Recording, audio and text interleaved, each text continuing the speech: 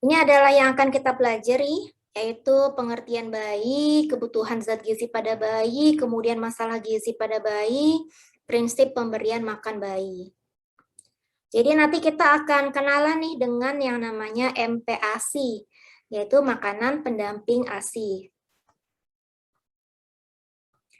Nah, ini adalah bayi ya. Bayi adalah sebutan untuk anak yang baru dilahirkan hingga ia berusia 1 tahun. Jadi sebutan bayi hanya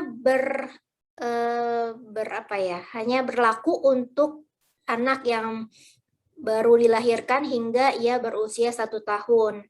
Nah, kalau dia sudah berusia di atas 1 tahun, maka dia tidak disebut bayi lagi ya. Di sini kita bisa melihat pada gambar, yang pertama bayi baru lahir, kalau istilah kita tuh orok ya, masih orok itu posisinya seperti ini kalau dia ditidurkan, ditengkurapkan ya.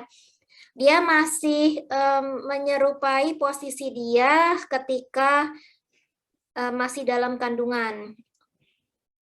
Kemudian ketika usia 1 bulan dia sudah bisa mengangkat kepala ya, beberapa detik. Posisi seperti ini disebut dengan tummy time. Tummy itu perut, tummy time. Jadi ini sesekali bayi perlu diposisikan seperti ini untuk merangsang pertumbuhannya ya, tumbuh kembangnya. Jadi dia bagus untuk ditengkurapkan seperti ini. Kemudian ketika usia 2 bulan, dia sudah bisa tengkurap dan dia akan belajar mengangkat badannya. Jadi posisinya seperti kobra ya. Namun ini kurang lebih ya, maksudnya 2-4 bulan. Jadi tidak patokan kalau misalnya bayi berusia 2 bulan belum bisa tengkurap berarti dia lambat, enggak. Gitu. Jadi ini range 2-4 bulan. Kemudian umur 4 bulan dia sudah bisa diposisikan duduk, tetapi dia harus dibantu. Maksudnya kalau kita lepas dari pegangan, dia akan jatuh gitu ya. Tapi dia sudah bisa diposisikan seperti ini, sudah boleh. Kemudian umur 7 bulan dia sudah kuat untuk duduk sendiri.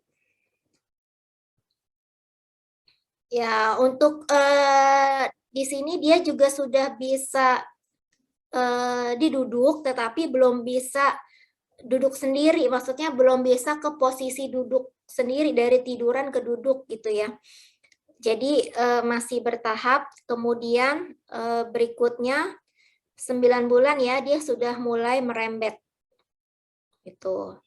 Kemudian 10 bulan dia sudah bisa merangkak, bahkan umur 8 bulan ya itu sudah banyak yang bayi sudah bisa merangkak juga. Nah, fase merangkak ini harus sebaiknya dijalani oleh bayi. Jadi jangan dari duduk langsung berjalan. Karena dalam merangkak itu ada koordinasi gerak tubuh dan otak yang sangat baik. Jadi dia sudah bisa mengkoordinasikan kalau kaki kanan maju berarti tangan kiri misalnya, tangan kiri yang maju gitu. Jadi itu sudah ada koordinasi otaknya, jadi sangat baik untuk tumbuh kembang. Kemudian usia 11 bulan, dia sudah bisa dititah ya, berjalan, dipegangin, kemudian berdiri, dia juga sudah bisa mulai berdiri umur 11 bulan, dan 12 bulan dia sudah bisa berjalan sendiri.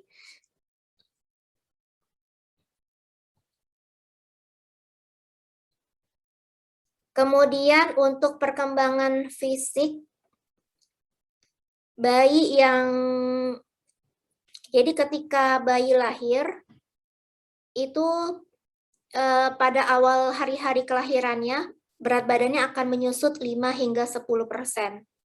Jadi biasanya pulang dari rumah sakit itu berat badannya turun ya. Itu, tapi itu adalah hal yang normal. Kemudian nanti akan naik kembali setelah 10-14 hari. Pada fase ini terjadi penyesuaian perubahan suhu, pernafasan, menghisap, menelan, sekresi ya. Kemudian perkembangan kognitifnya terjadi aktivitas otak untuk mengembangkan kemampuan akal, koordinasi dengan sensasi dengan gerakan fisik. Kemudian untuk perkembangan kognitifnya juga berkembang pesat ditandai dengan dapat koordinasi sensasi melalui gerakan dan tindakan fisik. Jadi yang tadi itu ya, perkembangan dia bisa berjalan, kemudian bisa merangkak, itu adalah perkembangan fisik yang sangat pesat gitu. Kemudian dari sisi perkembangan psikososial, dia jika senang akan tertawa, jika marah dia sudah bisa berekspresi ya. Jika marah dia akan menendang, menjerit, meronta-ronta. Kemudian dia juga bisa merasakan takut, takut karena gelap, karena suara keras, suara binatang, maka dia akan berperilaku menangis.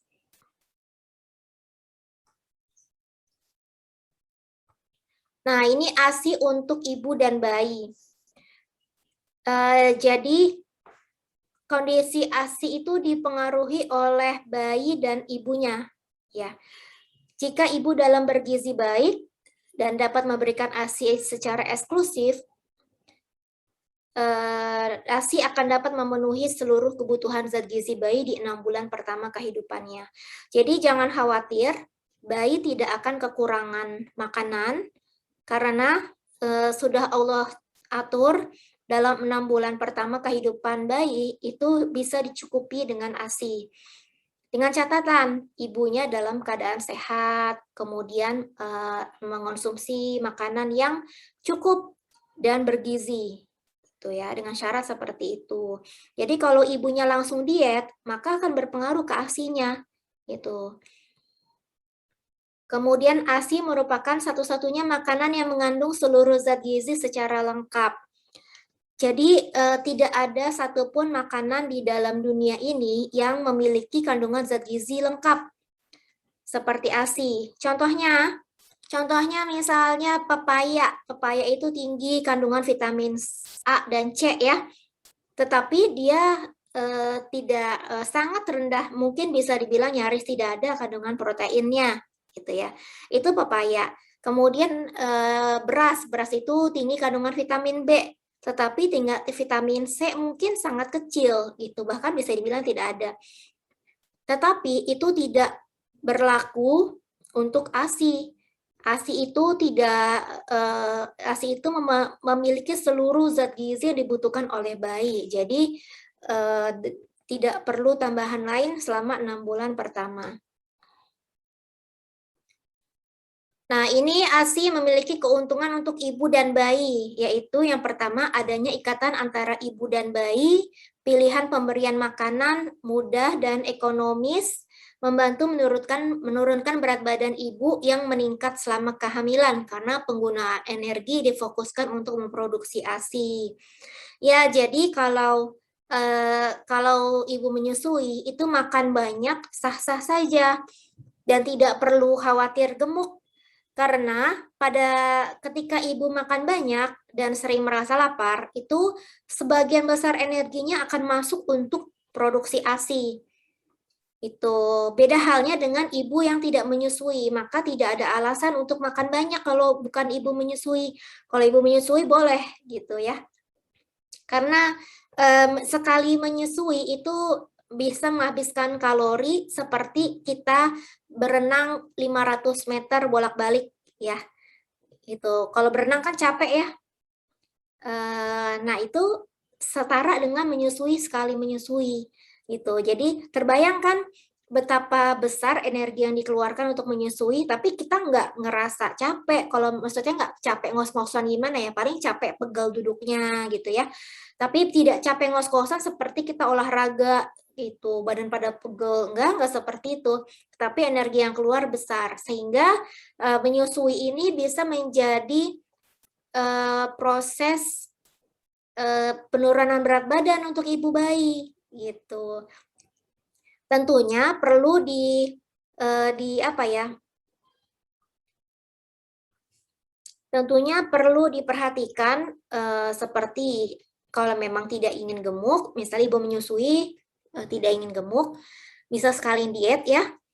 Makan tetap biasa, tetapi proses pemasakan yang jangan biasa, jangan hindari gunakan goreng-gorengan gitu. Jadi lauknya diutamakan ditumis, direbus, dikukus, dipepes gitu. Jadi jangan goreng-gorengan. Ngemilnya pun ngemil yang sehat, ngemil buah, ngemil sayur, jangan ngemil goreng-gorengan, apalagi martabak. Martabak itu sangat tinggi kalori, tinggi lemak. Lemak itu jadi kan ketika pembuatannya menggunakan margarin ya. Terus kemudian setelah matang itu diolesi margarin lagi. Di dalamnya dikasih susu kental manis, kasih gula pasir, kasih keju, kasih kacang, kasih kasih apa lagi? Kasih mentega ya atau margarin di dalamnya tuh yang ada pori-porinya. Kemudian dilipat, di bagian luarnya dikasih margarin lagi. Mentega lagi lah. Kebayangkan betapa besar kalori yang dihasilkan dari sepotong martabak. Gitu ya. Jadi ngemilnya jangan ngemil martabak. Sangat besar energinya. Nah, kemudian selain itu, menyusui juga membantu mengembalikan uterus. Uterus itu adalah rahim ke ukuran normal. Kemudian ASI juga menjamin ketersediaan kolostrum untuk bayi baru lahir. Sementara seperti kita ketahui bersama bahwa kolostrum itu mengandung antibodi, protein, vitamin A, vitamin E yang lebih tinggi, serta lemak dan karbohidrat yang lebih rendah dari ASI selanjutnya. Kemudian adanya sifat imunologis tambahan untuk bayi baru lahir. Jadi ada kekebalan tubuh ya, kekebalan tubuh alami untuk bayi baru lahir.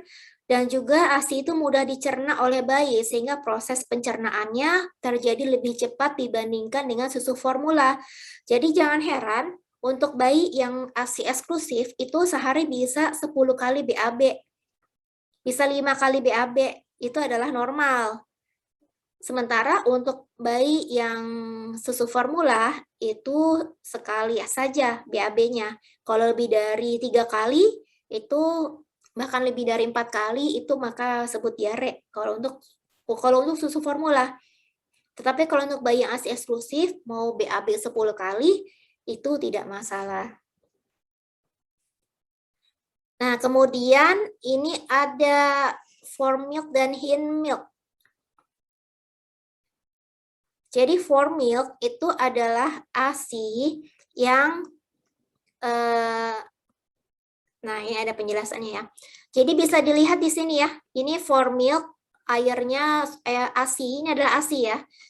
ASInya berwarna putih lebih bening.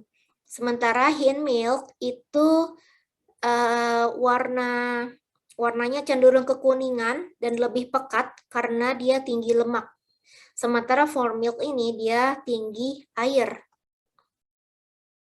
Nah ini form milk itu adalah ASI yang keluar saat awal menyusui. Dia bentuknya encer dan berwarna jernih. Form milk ini kaya akan karbohidrat, vitamin, dan protein, serta tinggi laktosa yang mampu membantu perkembangan otak bayi, memberi energi, dan mengatasi rasa haus. Hin milk itu dia keluar menjelang akhir bayi menyusu, kental dan berwarna putih kekuningan pekat. Hin milk ini mengandung lemak sehingga membuat bayi merasa kenyang. Dan form milk dan hin milk ini keluar secara berurutan dalam satu proses menyusui. Jadi kalau menyusui itu harus sampai bayi kenyang. Karena akan ada proses keluar form milk dan hin milk secara berurutan. Kalau baru sebentar sudah pindah payudara, maka bayi hanya akan mendapatkan form milk. Akibatnya apa? Dia akan menjadi tidak kenyang dan juga berat badannya akan tidak optimal gitu karena tidak mendapatkan lemak yang seharusnya.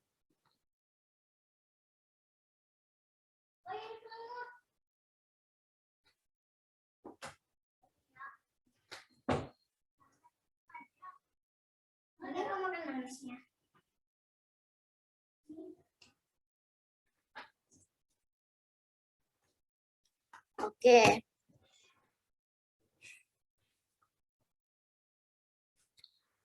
Nah, itu tadi ya tadi sekilas mengenai ASI.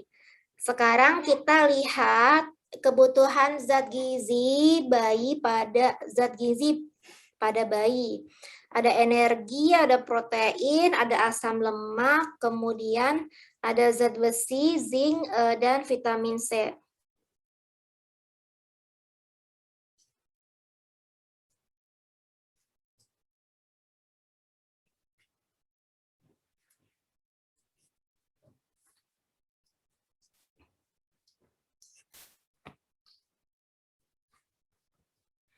Nah, ini ada energi ya. Jadi bayi usia 0 sampai 5 bulan itu memerlukan energi sebesar 550 kilokalori dan bayi 6 sampai 11 bulan itu memerlukan energi sebesar 800 kilokalori. Kemudian untuk protein, nah ini protein sangat penting didapatkan untuk bayi. Karena pada masa bayi ini, masa pertumbuhan awal-awal ya, kalau dia kekurangan protein, maka akibatnya apa? Akan terjadi stunting, ya. Jadi nanti dia tinggi badannya akan tidak optimal gitu. Jadi dia akan menjadi pendek. Kemudian karena protein itu kan dia sifatnya dia berfungsi untuk pemecahan sel, perbaikan sel-sel yang rusak gitu. Nah, dalam proses tinggi badan itu memerlukan pemecahan sel yang banyak, pemecahan dan pembentukan sel yang banyak gitu. Jadi tentunya memerlukan protein yang optimal. Jadi menurut AKG 2018, bayi 0 sampai 5 bulan memerlukan protein sebesar 9 gram dan bayi usia 6 sampai 11 bulan memerlukan protein sebesar 15 gram. Nah, jumlah protein yang diperlukan untuk pertumbuhan paling besar terjadi pada awal masa bayi dan berkurang seiring waktu. Pada 1 bulan, 64% asupan protein dipakai untuk pertumbuhan, kemudian pada usia 6-12 bulan berkurang menjadi 24%. Baik, sekarang saya ingin mengajukan pertanyaan. Apa yang saya akan tunjuk dulu ya. Apa yang akan terjadi kepada seorang bayi jika dia kekurangan protein? Coba Bunga Herza Mulia, silakan dijawab.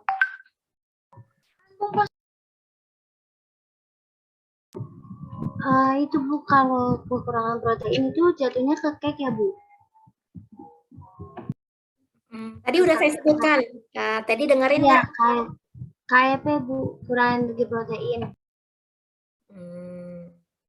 Tadi coba teman yang lain apakah ada yang bisa menjawab? Tadi saya sudah sebutkan. Stunting bukan Bu. Ya, betul Endang. Jadi stunting Bu.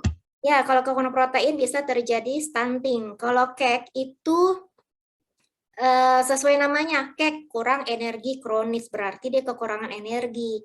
Energi itu bisa didapat dari banyak, dari karbohidrat, dari lemak, dari protein, banyak. Tetapi kalau untuk stunting itu fokus pada kekurangan protein. Gitu. Oke, kita lanjut. Ada zat besi.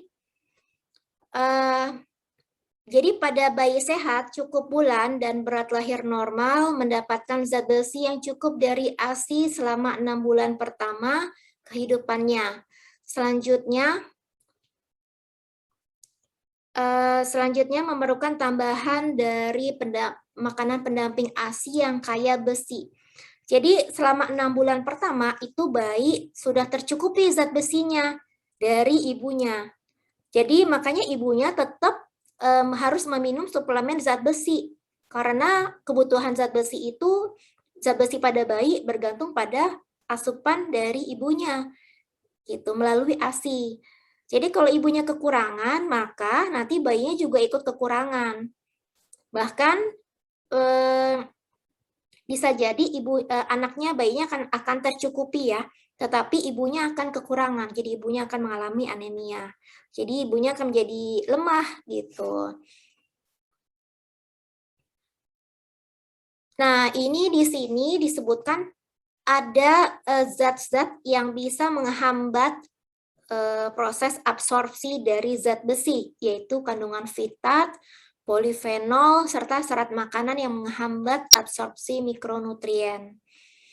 Jadi seperti tanin juga ya.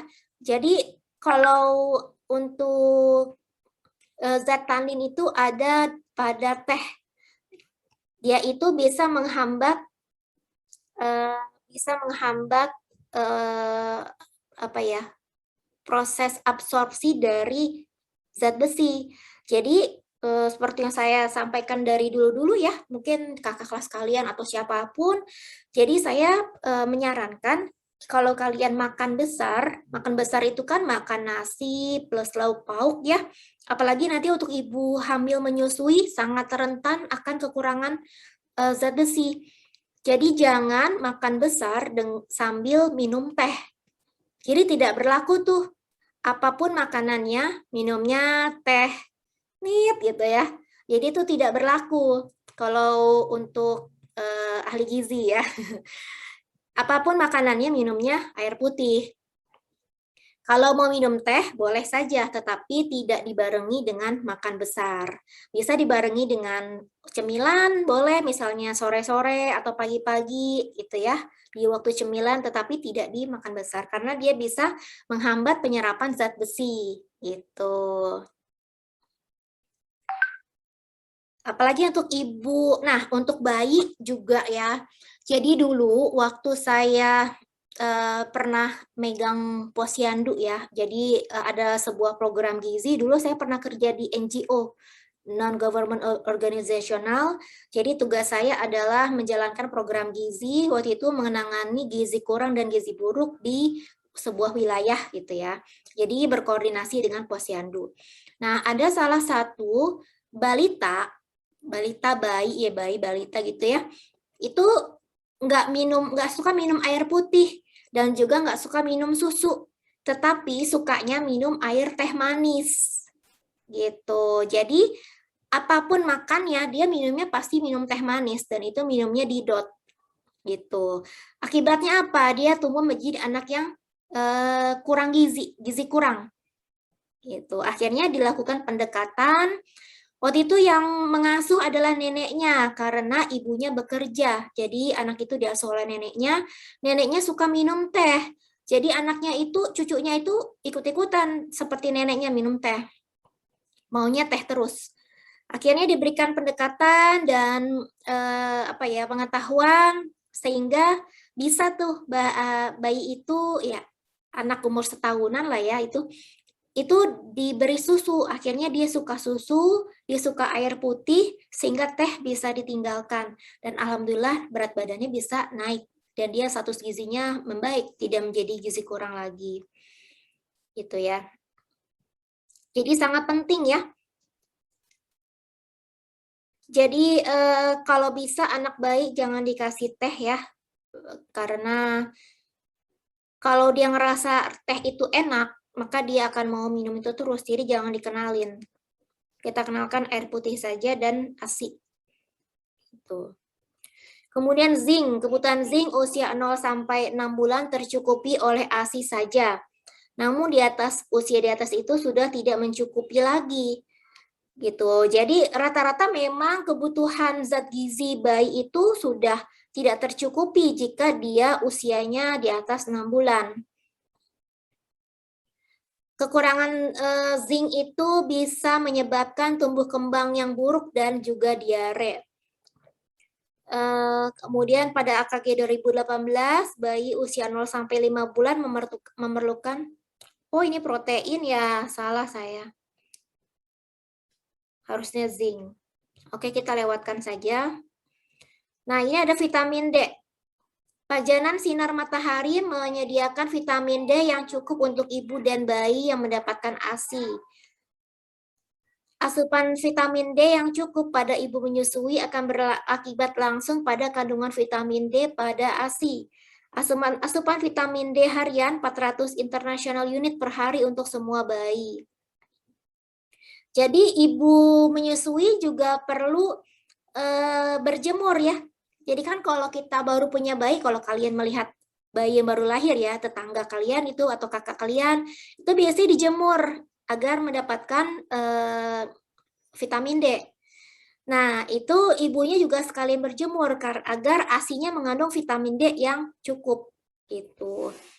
Tapi vitamin D juga biasanya dimasukkan ke dalam multivitamin ibu hamil ya. Kan seperti saya sampaikan kemarin, ibu menyusui pun tetap harus mengonsumsi vitamin multivitamin yang biasa diminum seperti sewaktu hamil karena dia masih menyusui agar masuk melalui ASI dan nanti akan diasup oleh bayinya. Oke, bayi itu juga bisa mengalami masalah gizi loh. Di antaranya ada obesitas, diare, gaki, anemia. Wah, lihat ini bayi ini masih bayi ya, mungkin maksimal usia setahun ini ya. Biasanya kalau yang seperti pada gambar itu ya, itu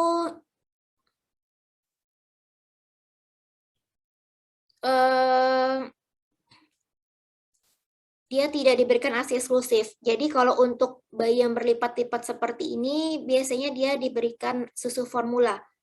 Gitu. Dan penanganannya biasanya ini bisa dengan cara mengencerkan dan mengurangi frekuensi susu formula. Nah, namun untuk mengurangi frekuensi itu agak sulit ya, karena dia akan cepat merasa lapar. Gitu. Jadi dan dia sudah hafal dengan jam-jam pemberian susu formulanya gitu. Jadi kalau ada yang seperti ini bisa kita siasati dengan memberikan susu formula yang diencerkan. Karena kalau sejak bayi sudah diberikan susu formula, otomatis produksi ASI dari ibunya tuh akan terhenti. Itu otomatis. Jadi seiring dengan kita semakin jarang memberikan ASI, bahkan sudah tidak pernah lagi memberikan ASI, maka jaringan-jaringan pada payudara akan mengecil. Kemudian dia akan semakin sedikit memproduksi dan pada akhirnya dia tidak akan memproduksi ASI lagi gitu.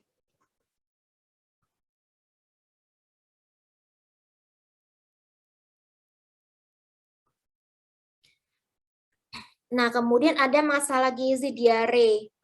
Diare itu BAB-nya encer, berbau asam. Nah, kalau untuk pada bayi terutama untuk bayi yang 0 sampai 6 bulan itu memang cenderung encer ya. Itu seperti kalau untuk bayi 3 bulan pertama dia bentuknya apa ya? Encer, kemudian kayak ada butiran-butiran kacang tanah yang itu ya. Kalau kacang tanah ditemu kasar gitu ya. Kemudian ada encer-encernya. Itu normal.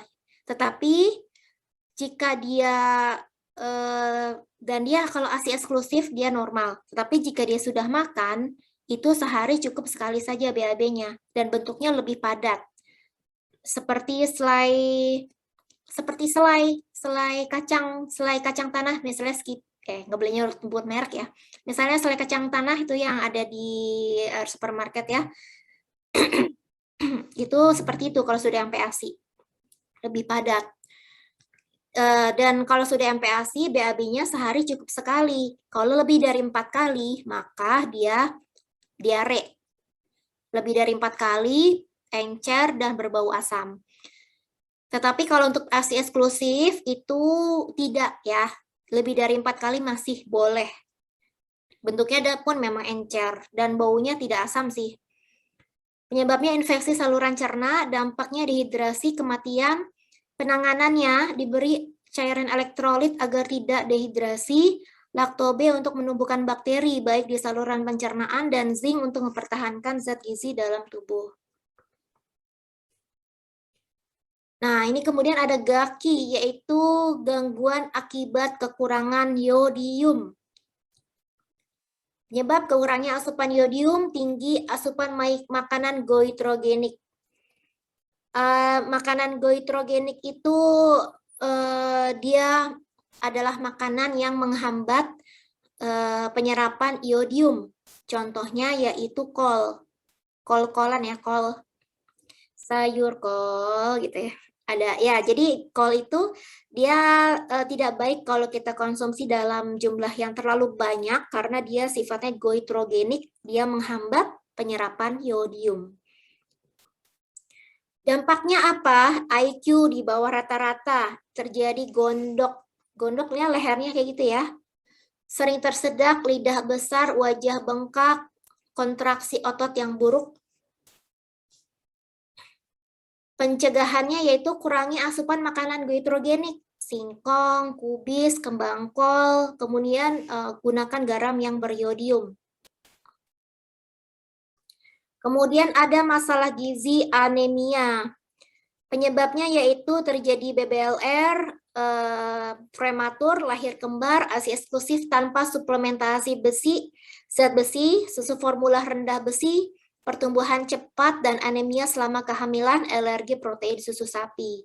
Dampaknya yaitu gangguan perkembangan motorik dan koordinasi, gangguan psikologis dan perilaku, dan kelak akan mengalami gangguan kemampuan belajar. Gejalanya, kulit terlihat pucat, bayi tampak lesu dan tidak bersemangat, nafsu makan menurun, dan tumbuh kembangnya melambat. Akibatnya BB sulit naik. Penanganannya yaitu suplementasi zat besi, pemberian makanan yang kaya zat besi, daging-dagingan, ikan, telur, brokoli, bayam. Wah, ini ada masalah psikogenik ya. Jadi ini bukan masalah gizi, tetapi masalah yang umum terjadi pada bayi, yaitu kolik. Kolik itu ditandai dengan bayi tiba-tiba menangis atau rewel yang tidak terkendali secara tiba-tiba pada bayi yang sehat dan bergizi baik. Kolik dideskripsikan pada kaidah 3. Itu muncul di usia 3 minggu, tangisan berlangsung hingga lebih dari 3 jam sehari. Jadi sekali nangis tuh sampai lebih dari 3 jam. Nangisnya itu kayak nangis dicubit loh, dicubit nangisnya kayak gitu ya, itu dan nggak jelas dari diem tiba-tiba dia nangis meraung-raung seperti itu. Kemudian terjadi setidaknya 3 hari dalam seminggu, berlangsung hingga lebih dari 3 minggu. Itu adalah kaidah 3. Itu. Jadi biasanya apalagi kalau untuk ibu baru itu akan pusing dengan menghadapi anak yang terkena kolik. Dan kolik ini bisa hilang secara spontan tanpa adanya dampak lanjutan. Beberapa pendapat menghubungkan kondisi psikogenik kolik, yaitu ketegangan ikatan ibu dan bayi, ibu merokok, ibu mengonsumsi alkohol, adanya alergen pada ASI atau susu formula. Nah, untuk alergen pada ASI dan susu formula itu biasanya ya ibunya mengonsumsi misalnya makan makanan yang pedas atau makan makanan yang menimbulkan gas gitu ya. Jadi bayinya pun ikut-ikutan di dalam perutnya itu banyak gas gitu sehingga dia merasa tidak nyaman, sakit perut gitu. Kemudian protein susu sapi dapat berkontribusi terhadap penyebab kolik. Untuk ibu menghindari asupan susu sapi dan turunannya atau mengganti susu formula dengan jenis hipoalergenik dapat membantu mengurangi gejala kolik. Nah, ini adalah prinsip pemberian makan pada bayi. Bayi 0 sampai 6 bulan itu ASI saja. Pemberian susu formula disesuaikan dengan kondisi bayi sesuai petunjuk dokter. Protein hewani dan nabati diberikan sejak usia 6 bulan. Jadi sejak usia, kalau zaman dulu itu disarankan bayi mengonsumsi makanan satu jenis saja, misalnya makan buah saja di blender gitu. Tapi sekarang WHO sudah menyarankan makan makanan lengkap dengan sejak usia 6 bulan. Kemudian madu diberikan setelah anak berusia 1 tahun. Karena madu mengandung bakteri ya, jadi mengandung bakteri yang belum bisa dicerna oleh bayi di bawah 1 tahun. Sehingga kalau bayi mengonsumsi madu, itu bisa terjadi diare. Pastikan kebersihan tangan anak sebelum memulai makan, karena biasanya anak itu mau mengambil makanan sendiri, diambil ya, pakai tangan ya. Jadi pastikan tangannya bersih. Hindari pemberian makanan dengan kadar lemak tinggi, pemanis, dan penyedap rasa tambahan. Pisahkan talenan yang digunakan untuk memotong bahan mentah dan bahan matang.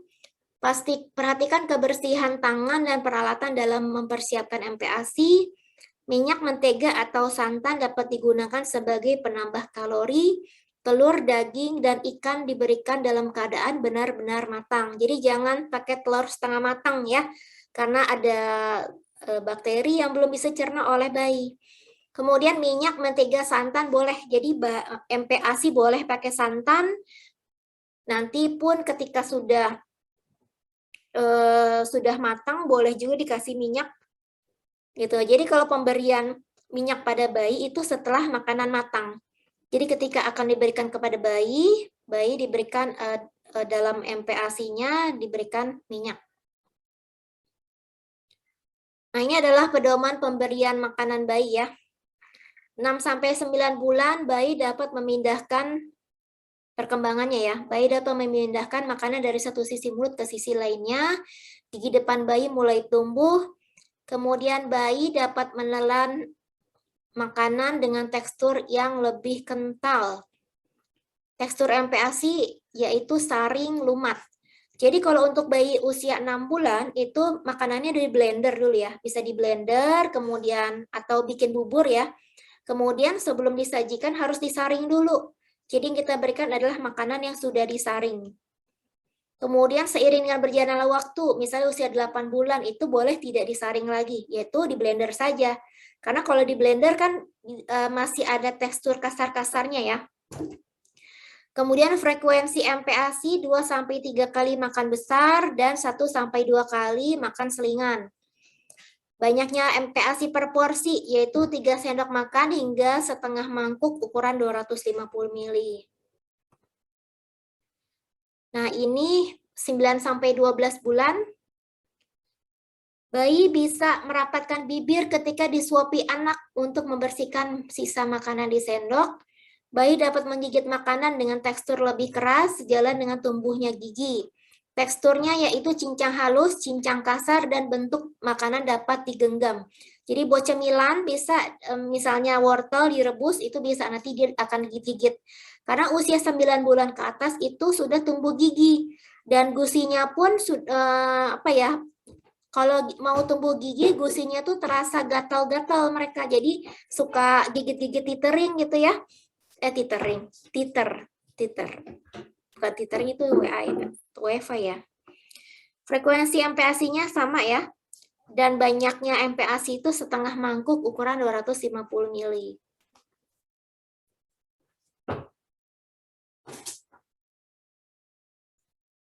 Nah, ini ya. Agar ada bayangan seperti apa. Untuk 6 bulan bentuknya seperti itu. Jadi dia sudah disaring. Ya, disaring jadi sangat halus. Boleh lebih diencerkan agar dia bisa beradaptasi ya. Kemudian ini 6-9 bulan dia dihaluskan saja, dilumatkan tetapi tidak disaring. Jadi ada tekstur-tekstur kasarnya ya. Kemudian 9-12 itu cincang seperti itu. Karena dia sudah tumbuh gigi jadi dia sudah bisa mengunyah tetapi tetap lunak ya. Kemudian lebih dari 12 bulan, setahun ke atas ya seperti ini. Jadi nasi lembek tapi nasi. Kemudian potongannya sudah besar-besar. Dia sudah bisa mengunyah dengan baik.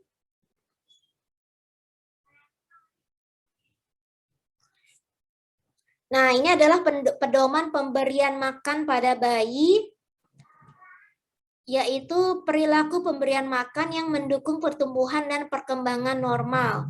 Memberi makan secara interaktif, jadi jangan ditakut-takuti bayinya, jadi secara interaktif, sambil diajak main, digodain gitu ya.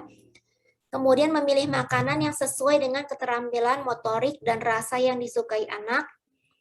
Memberikan makan jika anak menunjukkan tanda-tanda lapar. Memberikan makan di lingkungan yang aman dan bebas dari gangguan. Misalnya di tempat yang tenang. Jangan memberikan makan di depan TV. Anak akan fokus kepada TV, tidak fokus kepada makan ya. Kemudian berbicara dan bermain dengan anak sambil memberikan makan. Ya, itu. Ini ada referensinya.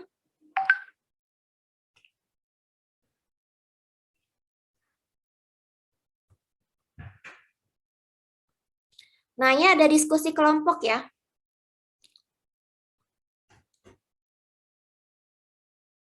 Bacalah bahan ajar yang telah diberikan. Jadi, dari PPT ya.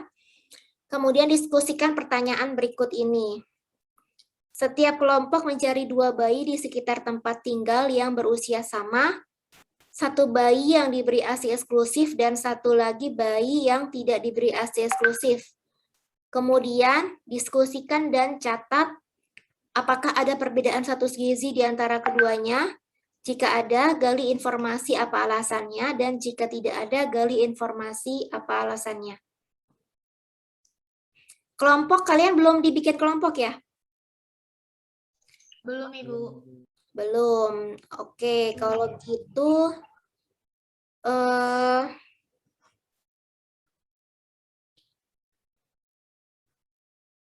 kalau kelompok yang sudah ada, apakah di mata kuliah lain sudah ada kelompok? Ada, Ibu. Satu kelompok berapa orang? 5, Ibu. Ada yang 5, ada yang 6, Ibu. Ada yang 5 dan 6. Oke, disamakan saja. Kelompoknya samakan saja seperti itu ya. Nanti Desi Lala minta tolong saya diberikan daftar nama-nama kelompoknya ya. Anggota kelompoknya, kelompok 1 siapa aja gitu ya. Baik, untuk diskusi kelompok ini jadi tugas kelompok ya. Jadi cari di sekitar tempat tinggal saja, cari 2 bayi, misalnya 1 orang ya, tidak harus 1 orang yang sama, misalnya siapa cari yang ASI eksklusif, siapa lagi cari yang ASI tidak eksklusif gitu. Kemudian bisa dijawab pertanyaannya. Apakah bingung dengan tugasnya? Jadi kalian mencari 1 bayi yang diberikan ASI eksklusif. Bayi itu berarti rentang usianya adalah 0 sampai 1 tahun ya. Tidak lebih dari itu ya. Jadi ditanyain, Bu, ini dulu dikasih waktu 6 bulan pertama, diberikan ASI saja atau tidak? Gitu. Atau udah dikasih susu formula. Kalau dia sudah dikasih susu formula sejak lahir, berarti dia masuk ke dalam bayi yang tidak ASI eksklusif ya. Kalau ASI eksklusif hanya susu formula. Tuh, kemudian ditanyakan berat badannya. Jadi yang kita butuhkan komponennya adalah berat badan dan usia. Tanggal lahir lah ya. Tanggal lahir dan berat badan. Dicatat. Kemudian kalian tentukan status gizinya. Kalian tahu cara menghitung status gizi bayi? Tahu? Kalau tidak tahu, nanti akan saya berikan daftarnya ya. Belum, Bu. Bingung? Oke, nanti saya akan berikan soft file penentuan status gizi pada bayi. Nanti akan saya kirim ke Desi Lala ya. Nanti Desi akan meneruskan ke teman-teman. Gitu. Oke, jadi kalian tugasnya pertama cari 2 bayi, 1 bayi ASI eksklusif dan 1 bayi yang tidak ASI eksklusif. Kemudian ditanyakan berat badan dan tanggal lahir. Itu saja dulu ya. Kemudian nanti akan ditentukan status gizinya. Untuk menentukan status gizinya kalian bisa melihat nanti di tabel yang saya berikan melalui Desi, nanti tinggal dilihat perbandingannya. Kemudian buat laporannya dalam bentuk paper saja. Dalam bentuk paper saja, nanti dikirim ke